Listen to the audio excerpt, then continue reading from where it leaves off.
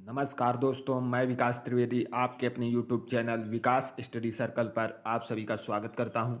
दोस्तों, हिस्ट्री की क्लास में हम लोग विजयनगर साम्राज्य पर चर्चा कर रहे थे, जिसमें हम लोगों ने विजयनगर साम्राज्य पर शासन करने वाले सभी राजवंशों पर विस्तृत तरीके से चर्चा की थी।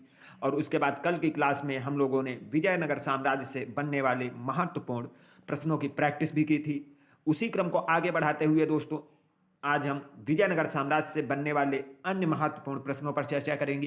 दोस्तों, ये हमारे सभी एग्जामों की दृष्टि से बहुत ही महत्वपूर्ण क्वेश्चन है, तो वीडियो के साथ अंत तक बने रहिएगा और वीडियो को ज़्यादा से ज़्यादा शेयर करें, लाइक करें और चैनल को सब्सक्राइब जरूर करें। दोस्तों, शुरू करते हैं आज का अपना टॉपिक, विजयनगर साम्राज्य से बनने वाले महत्वपूर्ण प्रश्न। दोस्तों, विजयनगर साम्राज्य से बनने वाले महत्वपूर्ण प्रश्न, ये हमारा आज का टॉपिक है। दोस्तों, विजयनगर साम्राज्य पर इन चार राजवंशों ने शासन किया है, जिसमें सबसे पहले संगम वंश।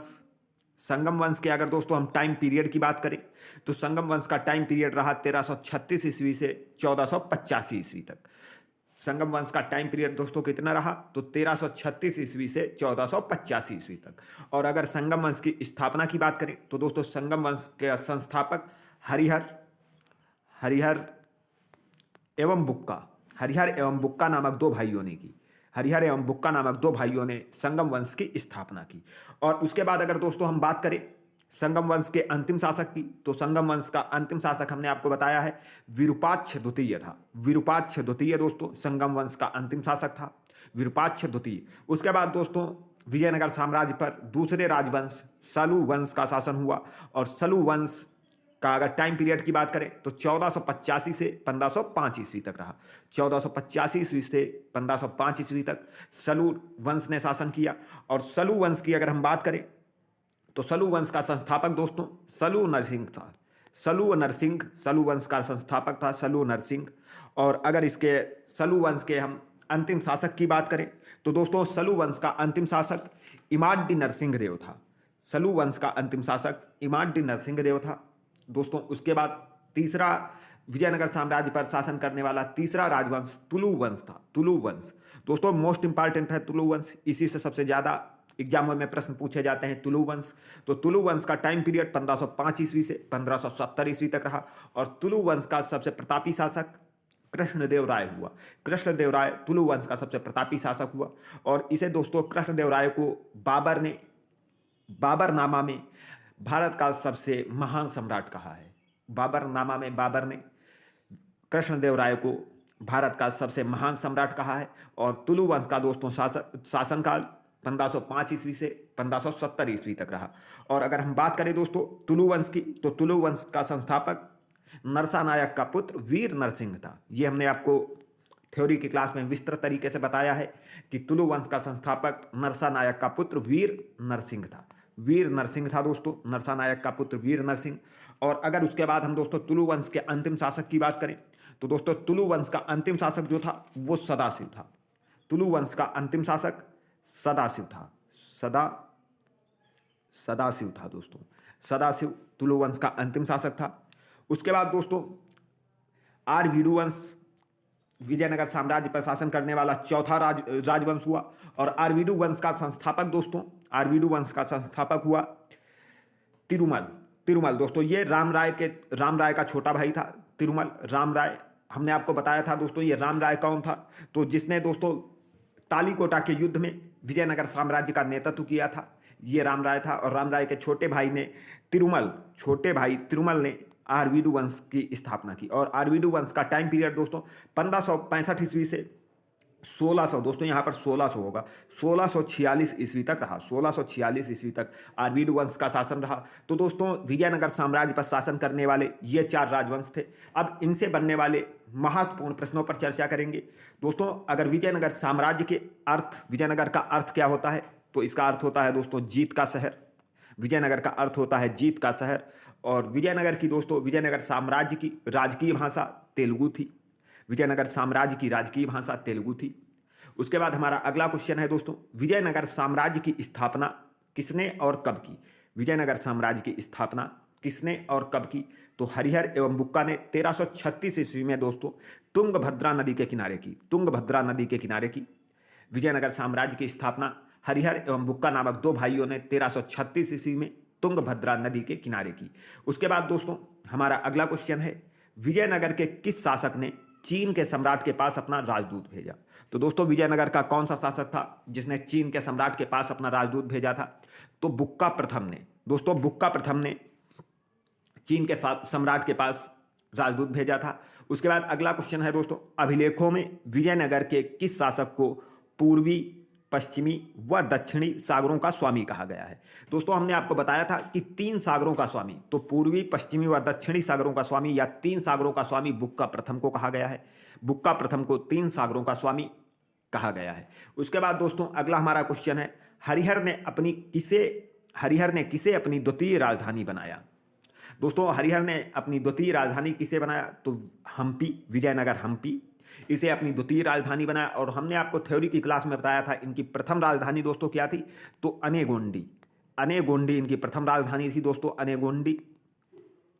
उसके बाद हमारा अगला क्वेश्चन है दोस्तों, विजयनगर का पहला शासक कौन था जिसने बहमनियों से गोवा छीना? दोस्तों मोस्ट इंपॉर्टेंट क्वेश्चन है, विजयनगर का वह कौन सा शासक था जिसने बहमनियों से गोवा छीना? तो हरिहर द्वितीय ने दोस्तों बहमनियों से गोवा छीना। और दोस्तों ये बहमनी राजवंश ऐसा है जिसका विजयनगर साम्राज्य के साथ लगातार संघर्ष चलता रहा। उसके बाद हमारा अगला क्वेश्चन है, प्रसिद्ध विजय विट्ठल मंदिर कहाँ अवस्थित है? दोस्तों ये हम्पी कर्नाटक में अवस्थित है विट्ठल मंदिर। और इसकी स्थापना किसने कराई? ये हमने आपको बताया था कि कृष्णदेव राय ने। हजारा मंदिर और विट्ठल मंदिर की स्थापना कृष्णदेव राय ने करवाई थी। उसके बाद हमारा अगला क्वेश्चन है दोस्तों, विजयनगर के राजा कृष्णदेव राय ने गोलकुंडा का युद्ध किसके साथ किया था? तो दोस्तों गोलकुंडा का शासक था कुली कुतुब शाह। कुली कुतुब शाह के साथ कृष्णदेव राय ने गोलकुंडा का युद्ध किया था। उसके बाद अगला हमारा क्वेश्चन है दोस्तों, विजयनगर साम्राज्य की वित्तीय व्यवस्था की मुख्य विशेषता क्या थी? तो दोस्तों विजयनगर साम्राज्य की वित्तीय व्यवस्था की मुख्य विशेषता भू राजस्व थी। दोस्तों भू राजस्व लगान थी। और ये उपज का 1/6 भाग लगान के रूप में लेते थे। उसके बाद हमारा अगला क्वेश्चन है दोस्तों कि कृष्णदेव राय के दरबार में 8 तेलुगु कवियों को क्या कहा जाता था? तो दोस्तों कृष्णदेव राय के दरबार में 8 तेलुगु कवियों को क्या कहा जाता था? तो अष्टदिग्गज कहा जाता था, अष्टदिग्गज। उसके बाद हमारा अगला क्वेश्चन है, तालीकोटा, राक्षसी तंगड़ी या बनीरहट्टी? दोस्तों बनीरहट्टी का युद्ध किस वर्ष हुआ? तो 1565 ईस्वी में हुआ था। 1565 ईस्वी में तालीकोटा का युद्ध हुआ। उसके बाद हमारा अगला क्वेश्चन है, किसके शासनकाल को तेलुगु साहित्य का क्लासिक युग या तेलुगु साहित्य का स्वर्ण युग कहा गया है? तो कृष्णदेव राय के शासनकाल को दोस्तों तेलुगु साहित्य का क्लासिक युग कहा गया है। उसके बाद हमारा अगला क्वेश्चन है दोस्तों, तुलु वंश का अंतिम शासक कौन था? अभी हमने आपको बताया दोस्तों कि तुलु वंश का अंतिम शासक कौन था? तो सदाशिव था तुलु वंश का अंतिम शासक। उसके बाद हमारा अगला क्वेश्चन है, पुर्तगाली यात्री डोमिंगो पायस किसके शासनकाल में विजयनगर आया था? दोस्तों पुर्तगाली यात्री डोमिंगो पायस किसके शासनकाल में विजयनगर आया था? तो कृष्णदेव राय हमारा राइट आंसर हो जाएगा दोस्तों, कृष्णदेव राय के दरबार में आया था। और उसके बाद दोस्तों पुर्तगाली यात्री था बारबोसा। पुर्तगाली यात्री बारबोसा भी कृष्णदेव राय के दरबार में आया था। तो डोमिंगो पायस और बारबोसा कृष्णदेव राय के दरबार में आया था। और उसके बाद दोस्तों अगला क्वेश्चन हमारा है, गजबेटकर। दोस्तों गजबेटकर या हाथियों का शिकारी किस शासक को कहा गया है? तो गजबेटकर या हाथियों का शिकारी देवराय सेकंड को कहा गया है, देवराय सेकंड को दोस्तों कहा गया है। और दोस्तों आपको बता दें कि देवराय सेकंड के शासनकाल में ही फारसी यात्री जो शाहरुख के द्वारा भेजा गया राजदूत था अब्दुल रज्जाक, वो आया था देवराय सेकंड के दरबार में। उसके बाद हमारा अगला क्वेश्चन है दोस्तों, प्रौढ़ देवराय किसे कहा जाता था? दोस्तों प्रौढ़ देवराय के नाम से किसे जाना जाता था? तो मल्लिकार्जुन को प्रौढ़ देवराय के नाम से जाना जाता था। उसके बाद दोस्तों अगला हमारा क्वेश्चन है कि फारसी यात्री अब्दुल रज्जाक किसके शासनकाल में विजयनगर आया था? अभी हमने आपको बताया कि देवराय सेकंड। और ये दोस्तों तैमूर लंग के पुत्र शाहरुख का राजदूत था।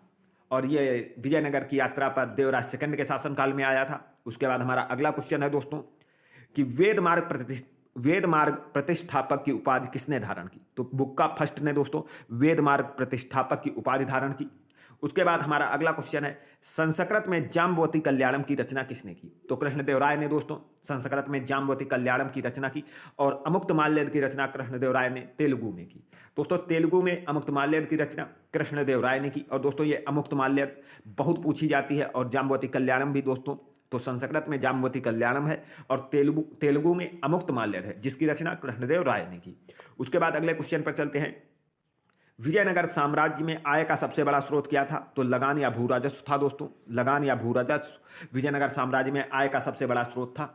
और विजयनगर साम्राज्य में भू राजस्व की दर उपज का कितना भाग होती थी? तो अभी हमने आपको बताया था कि 1/6 होती थी दोस्तों। उसके बाद हमारा अगला क्वेश्चन है दोस्तों कि विजयनगर की मुद्रा थी। दोस्तों विजयनगर की मुद्रा क्या थी? तो पेगोडा दोस्तों विजयनगर की मुद्रा थी। उसके बाद हमारा अगला क्वेश्चन है दोस्तों, अगला क्वेश्चन है कि संगम वंश के शासकों में सबसे पहले महाराजाधिराज की उपाधि किसने धारण की थी?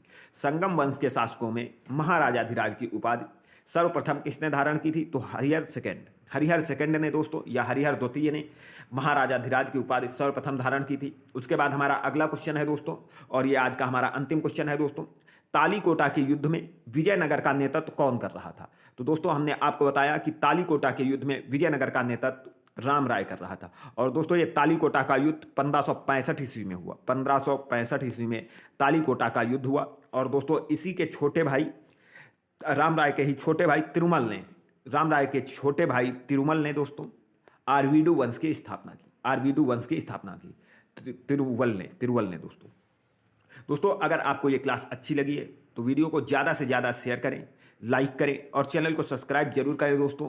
मिलते हैं अगली क्लास में अगले टॉपिक के साथ, तब तक के लिए धन्यवाद। जय हिंद।